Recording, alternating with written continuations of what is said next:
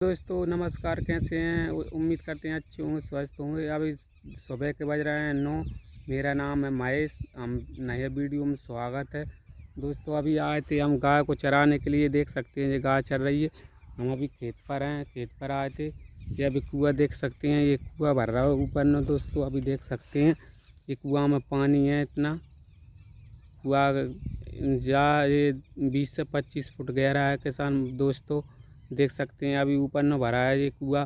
हम आए थे गाय को चराने के लिए दोस्तों।